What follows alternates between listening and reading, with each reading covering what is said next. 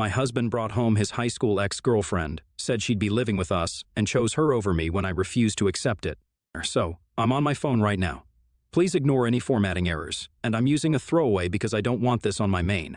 I, 27 female, have been married to my husband Jacob, 28 male, for almost 2 years now, but I think we might be headed for a divorce over something that happened 3 days ago. A couple of days ago, my husband brought home a friend of his from high school, who happened to be a woman. This woman, Allison, was his friend in high school, and when we brought her home, it was around evening time. I figured that they'd just run into each other at the mall where Jacob had been, and he'd brought her home for dinner or something. I welcomed her home and treated her like I would treat any other guest, but throughout dinner, I could just tell that there was something off about this person. The way she was talking to Jacob made me feel like they had a thing back in high school, and by the end of the evening, I just wanted her to leave very honestly because she was making me uncomfortable with all her inside jokes with my husband and the way she would cozy up to him or try to touch him every couple of seconds. It literally felt like, for her, she would just find excuses to touch him on the arm or on the hand, and she was laughing extra hard at all his jokes, even the ones that were not very funny. So I guess people can tell why I wasn't comfortable with this woman. After dessert was served, I figured that she would leave soon. I tried to be as pleasant as possible despite how uncomfortable I was, but 2 hours passed, and at around 10, when she still hadn't left, I pulled Jacob into a corner and asked him what the hell was going on because this was weird since she just wasn't leaving. Only when I asked did Jacob tell me that he had actually invited her home because she had been evicted from her house. She hadn't paid rent for the past 4 months. Now apparently, she was going to spend the night at our house and probably the next couple of days as well, until she found another apartment that she could move into. He also told me that she hadn't run into him at the mall like I had believed, but in fact, they'd reconnected on social media and had been talking online for weeks before this, which is how he found out that she was looking for a place to live and offered to let her move in with us for the time being. I was obviously annoyed about this and asked him why he hadn't consulted me before offering to let her move in. I also told him that I wasn't comfortable with the idea of her living with us in our home because she had made me feel uneasy throughout the evening with her odd behavior around Jacob. He tried to downplay it and told me that I was just being crazy, that he was only helping out a friend in need, but I told him that I wanted her to leave and I wasn't going to put up with this. I insisted that he talk to her and tell her to go, but he told me that he had already promised her and he couldn't break her heart this way. Apparently, all her stuff was in the car, and she had moved out of her apartment today itself. He had helped her move out, and he couldn't just tell her that it wasn't happening. He was acting really weird and squirrely, so I asked him to be honest with me and tell me who this Allison was. As it turns out, I'd been right all along about her having a thing with Jacob back in high school because he confessed that she was actually his ex-girlfriend from when he was in his senior year, and they'd broken up just because he had to leave for college. I kind of freaked out at him when he told me that, because the last thing that I wanted was his ex-girlfriend to live with us, especially when it felt like she still had a thing for him. He promised me that he and Allison were over and had been over for a long time, but that did nothing about my insecurity. I told him that I wanted out, and I wanted her out right away. I was pretty pissed off, and I sounded like it too. I expected him to take me seriously, but instead, he turned around and told me that he wasn't kicking her out. If I had a problem with Allison living with us, then I could leave instead. He told me that he was just trying to help out a friend in need, and if I was so insecure that I couldn't even handle that, then I was the problem here, and I should go. After saying that, he walked out of the room and left me alone in the bedroom. I was shocked that he was choosing Allison over me, his wife of 2 years. We'd even been in a relationship for almost 3 years before we got married, so I think I should be a lot more important to him than some girl he dated in high school for a year before he left for college. I was stunned after he told me to leave and had nothing to say for a couple of seconds. When I went back into the living room, I saw that he was sitting on the couch beside Allison, and they were laughing at some sitcom that was playing on TV. Allison even had the audacity to tell me to come sit beside them, and then she scooted over so that she'd be sitting really close to Jacob and I would have to sit beside her while she cozied up to my husband. After she said that, I left and went back into the bedroom, packed some of my stuff in a bag, and walked out into the living room. I didn't even care that Allison was right there. I told Jacob that he could either kick her out immediately and we could talk about this, or I would be leaving. He said nothing and just pursed his lips, choosing to look the other way while Allison got up and started speaking to me in a really falsely sweet voice. She told me that she didn't intend to cause any problems, that she was just an old friend, and that's how it was going to be. Then she turned around and asked Jacob, "Right, Jake?" Now I know that Jacob hates it when people call him Jake, but when Allison said it, he didn't seem to have any problem with that. I just sighed and walked out the door, slamming it shut behind me as loudly as I could. Jacob didn't even chase me or try to stop me, and of course neither did Allison, because this is obviously what she wanted all along. It was a little creepy, but once I was out the door, I decided to linger and check out what was going to happen inside the living room once I was gone. I know it seems crazy, but I really felt in my gut that this was something I had to do. Lucky for me that I did, because I could peek through the curtains since we never really shut them entirely. And I saw that as soon as I had left, Allison and Jacob sat side by side. I could barely hear it, but they were having some conversation which was definitely about me. Jacob looked upset, and after a while, to my shock, Jacob laid down and rested his head on Allison's lap, where she stroked his hair. I was furious when I saw that, and in the heat of the moment, I decided to take out my phone and click a picture of the two of them in that position. They couldn't see me, but I could see them, and I made sure that I got an angle where both their faces would be visible in the picture. When I was done clicking the picture, I decided I didn't need to stick around anymore and walked all the way to a friend's house. I could have taken my car, but I really didn't want to drive, especially when I was in such a terrible mood. I honestly just wanted to walk and think about what I'd just seen. My blood was boiling, and I felt like I just had to do something to get back at Jacob for what he was doing to me. So, before I knocked on my friend's door, I decided to go online and post the pictures that I'd taken with a caption that just said cheater and nothing else. After I was done posting, I knocked on my friend's door, and she let me in. She just checked her social media, and she asked me what the heck my post was about as soon as she saw me. Once I entered the living room, I explained the story to her once I was sitting on the couch, and she told me that I'd gone a little too far in dealing with this because already the comments were full of hate towards Allison and Jacob. She told me that while she agreed that Jacob needed to be called out, posting a personal picture of them that was so intimate was probably not the best way to go about the situation. And I could also get into legal trouble for it if it actually came down to that. I heard her out, and it actually made a lot of sense what she was saying, so I decided to go ahead and delete the image from my account. But even after I took down the post, several people continued to text me to put it back up because they thought that that was exactly what Jacob deserved. I was touched that so many people were on my side. But I got a harsh reality check when my friend told me that they really didn't care about my marriage or my relationship with Jacob. They only cared about the gossip that they were going to get out of this. So I needed to stay out of the drama and ignore the people who were texting me because they only cared about all the drama that was going to come out of this, not about my emotional well-being. She was right, so I decided to turn off my phone for a while and do something to distract myself. It was already pretty late at night when I'd shown up at my friend's place, so after a while, I just went to sleep. When I woke up the next morning, my friend told me that Jacob was waiting for me outside in the living room. He turned up just a couple of minutes before I woke up, and even though my friend had tried to send him back home, he refused to leave without seeing me first. I thought that he was here to apologize, and I was already prepared to turn him down and reject his apology because I wasn't feeling particularly forgiving at the time. But when I went out into the living room, ready with my speech, I was in for a shock when the first words that came out of Jacob's mouth weren't, "I'm sorry, but are you insane? And what the heck were you even thinking?" I knew that he must be pissed about my post the previous night, but he seemed more than pissed off. He seemed hysterical and very upset. It all finally made sense when he told me that someone had sent that picture to his parents, and now they were refusing to speak to him, which was bad for him because he had been planning to quit his job and start his own business.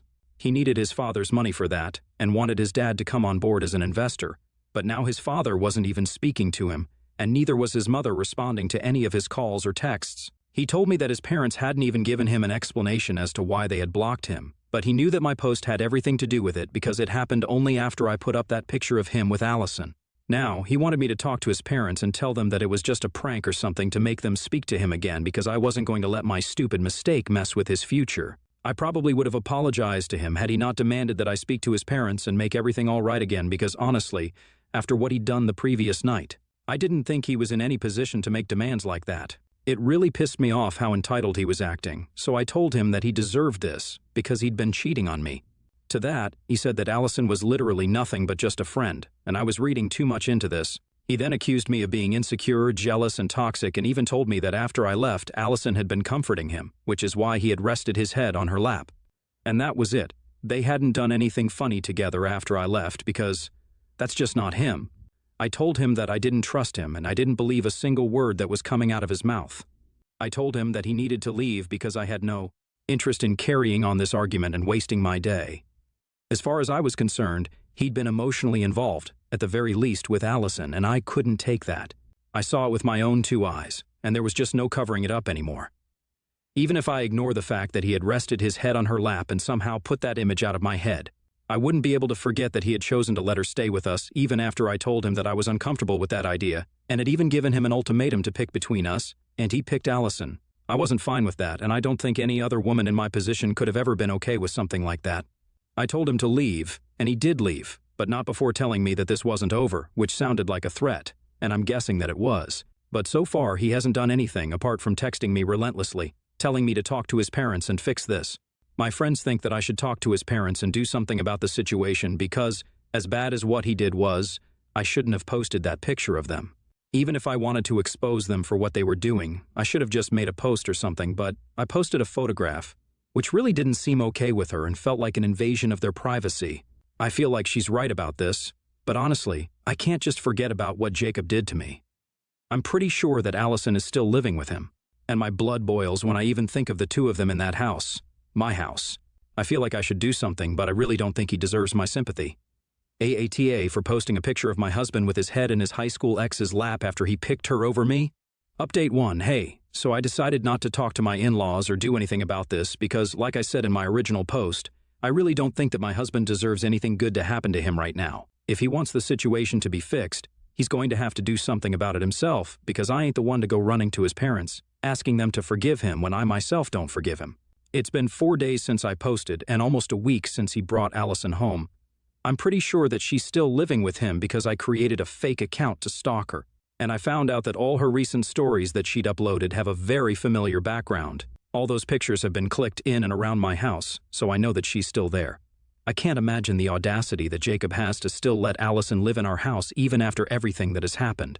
But to be fair, everything that could go wrong has already gone wrong, so he might as well stay with her because now I think we're at the point of no return. I can't imagine myself going back to him at any cost, and he's probably not even going to try. So far, he has only been texting me to convince me to talk to his parents. I've just been ignoring all his texts. I haven't found it in me to block him yet, but I will soon enough as soon as I am ready to cut him out of my life entirely. I'm not at that point yet because we've been together for a long time, and this is very hard for me. I was angry in my original post, but now that all the anger's gone, all I feel is heartbroken because this is the end of my marriage and I know it. The funny thing is that I'd never even seen this coming. A lot of you had asked me if there were any signs of him being bored or wanting to be with another person, and to be honest, there had never been any signs. At no point did I ever think that he didn't want to be with me. His cheating on me was something I had never even imagined in my worst nightmares. It was literally that unlikely. He and we've been in love for years, and he was pretty much head over heels in love with me before he even asked me out. It was me who took a while to say yes to him, but once we were together, there was just no looking back. And now, this is where it ends. I really never could have seen this coming, so to say that I'm shattered wouldn't be enough to explain how I really feel about my marriage ending like this. My friends have been very supportive, and so have my parents, and I am grateful for that. I just hope that I'm able to stay strong through the divorce as well. I've already filed for divorce. It's been a day since then, and I've got to say I don't feel as relieved and confident as I thought I would. All I feel is stressed out and worried about what is going to happen. I'm still living with my friend, and I'm working from home because I don't have the energy to go outside right now. Update 2. Jacob was served with the divorce papers today. He called me to ask me if I was serious about this, and I said yes. Then he started screaming at me on the phone. I had to take it away from my ear because he was being so loud. He told me that I was taking this too far and tried to convince me that there was nothing going on between him and Allison. So I asked him if he was still letting her live in our home. He hesitated a little, but then he confessed that he had indeed been living with Allison ever since I left. He told me that she had been his emotional support apparently after I stormed out, and I couldn't help but laugh when he said that. I pointed out the irony in what he was saying because, had it not been for Allison and their weird little friendship, then he probably never would have needed any emotional support in the first place. He got very upset when I said that, and told me that Allison always spoke very highly of me, so it was disappointing for him to hear me treat her like a competition instead of a friend. I told him I didn't care about what Allison thought about me. In fact, none of this was about Allison. This was about him and our relationship. I told him that I was getting a divorce from him, not Allison. He was the one who had let me down. I couldn't care less about that woman, even if I tried to, but I did expect certain things from my husband, and he had failed to live up to those expectations. I expected a certain amount of loyalty from him, and I expected him to prioritize my feelings and our marriage over his friendship with his high school ex-girlfriend. He told me that I was being unfair and unreasonable. He told me that Allison was literally nothing but a friend yet again, as if that was going to change anything. He then asked me what I would do if I had been in the same position as him, where a friend of the opposite gender had asked me for help, I told him truthfully that I would have tried to help to the best of my abilities, but if my husband felt uncomfortable, then I wouldn't hesitate to pick my marriage over my friendship. To me, my marriage was the top priority, and he had shown me that it was not the same for him. I would rather be with someone who I was on the same page with, especially about important things like this. He began to sound really exasperated and told me that I was getting way too emotional about these things, and that I needed to learn to deal with my feelings like an adult instead of being a baby. Crying, and then storming out without even a discussion just because things were not going my way. He tried to then lecture me about how life isn't fair and blah blah blah blah, but I wasn't interested in hearing that, so I disconnected the call. I was about to block him when he sent me a text saying that I was being immature and that I really wasn't the victim here. If anything, he was the victim because, thanks to my irrational decision to post that picture, his parents were not speaking to him anymore, and he had put his business idea on hold. He told me that he expected an apology at the very least from me, but he didn't even receive that, and instead I'd sent him divorce papers just to make him feel bad for helping a friend. So I texted back instantly and told him that I was really sorry for posting that picture. And then I said that, to make it even, I'll just post a picture of myself with my guy friends, where I'm being inappropriately close with them. Maybe that'll help him see things how I see it. And then I blocked him. So, that's done with. Update 3. Well, we're in the middle of settlement negotiations right now. There's still a while to go before the divorce is finalized, but yesterday I received a text from Allison saying that she was really sorry because she'd accidentally ended up sleeping with Jacob. She claimed that he had been having a really hard time with the divorce and everything, so she was trying to comfort him. And it just happened. Of course, I didn't buy any of it, and I knew that she was saying it just to rub it in my face. There was no way that they were doing this for the first time after living together for more than 3 weeks. But I didn't care because I was getting rid of him, and she was going to be stuck with him. She could keep him. I didn't really want him anymore anyway, and I'm sure that a guy who has cheated once will cheat again without a second thought. Besides, if he cheated on me, his wife of 2 years, then Allison would have to be pretty delusional to believe that he wasn't going to cheat on her at some point. But whatever, it's just none of my business anymore. I'm out of here.